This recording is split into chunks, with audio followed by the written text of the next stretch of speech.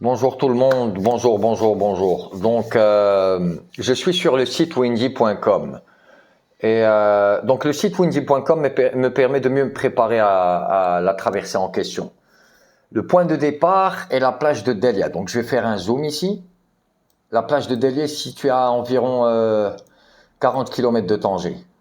À l'est de Tanger. Donc, voilà. Le point de départ est Delia et le point d'arrivée est Agadir. À savoir que si j'arrive à El Jadida, j'ai battu le record, ok? Et donc j'établis un nouveau record du monde. Donc sur windy.com, il est possible de connaître l'état de la mer, le vent, les courants. Les courants non, mais la température. D'en savoir aussi sur, d'avoir des informations là concernant comment est-ce qu'on appelle clouds, les nuages, etc., la couverture, etc. Ça va m'aider en termes de visibilité. Étant donné que je compte naviguer par pleine lune pour avoir quand même de la lumière, un petit peu de lumière. Bref, donc ici, nous sommes sur wind.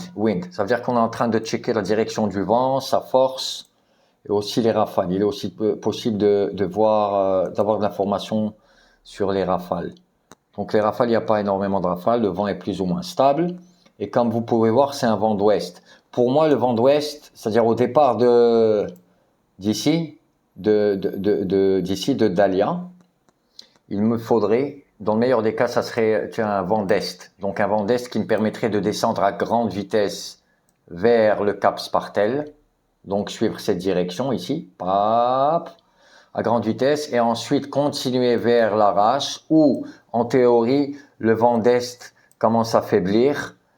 Et à ce moment-là, bénéficier d'un vent du nord-ouest. Actuellement, donc attendez, je dézoome. Donc actuellement, ce qui se passe, c'est que même quand il y a du vent d'est, vers l'Arrache, il commence à faiblir et il est rattrapé par un vent du nord-ouest. Pour moi, un vent de nord-ouest est juste parfait. Ça me permettrait de descendre à bonne vitesse moyenne vers le sud. Donc je vais viser Agadir. D'accord, donc attendez, je dézoome. Agadir, c'est situé tout en bas. Et le trajet serait donc Dalia, Cap Spartel, ici, la pointe, en face de Tanger, et descendre en rasant la côte marocaine, en restant à environ 5 km pour des mesures de sécurité. Donc à 5 km, s'il y a un problème qui arrive, je peux toujours repartir à la nage vers la côte. Ok, donc c'est ce que j'ai en tête. 10 km, c'est difficile. 5 km, j'ai des chances de m'en sortir par moi-même. Mais bon, je ferai de mon mieux pour ne pas avoir à gérer une situation pareille. Donc le vent en cette époque est plus ou moins stable, il vient du nord-ouest. Et maintenant, donc grâce au site web windy.com, il est aussi possible d'avoir de l'information concernant les vagues. Waves, ici.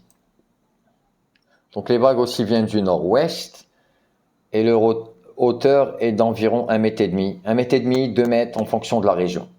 Donc ici, c'est petit dans le nord, et quand on arrive à hauteur d'Essaouira, ça grandit un tout petit peu plus. En général, vers Essaouira, Agadir, les vagues sont plus élevées et il y a plus de vent. Et ça, c'est une zone, moi je dirais, à risque. Étant donné que je navigue sur un dériveur, c'est un tout petit bateau, pas moyen de se protéger, pas moyen de dormir. Donc une fois arrivé à Essaouira, je serai super esquinté.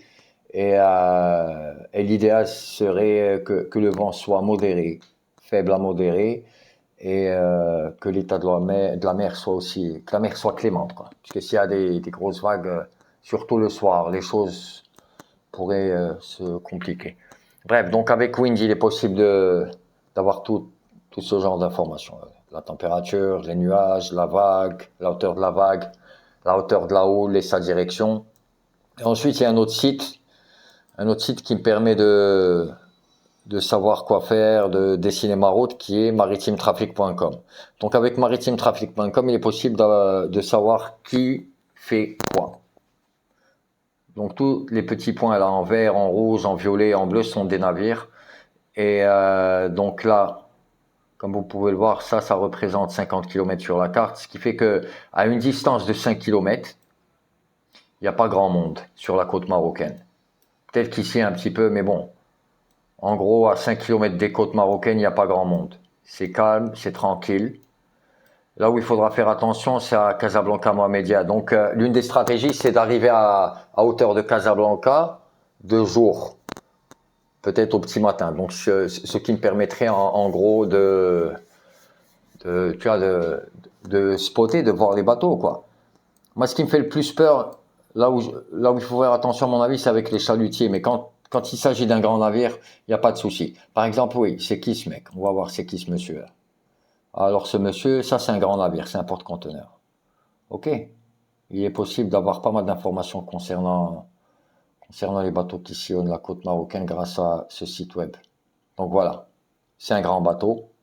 OK. On revient en arrière.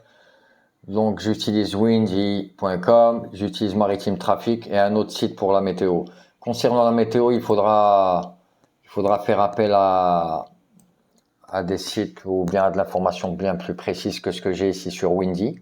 Mais déjà là, j'ai une idée de ce qui se passe concernant le trafic maritime et concernant voilà, comment la nature se porte. Donc en gros, voilà ce que je fais.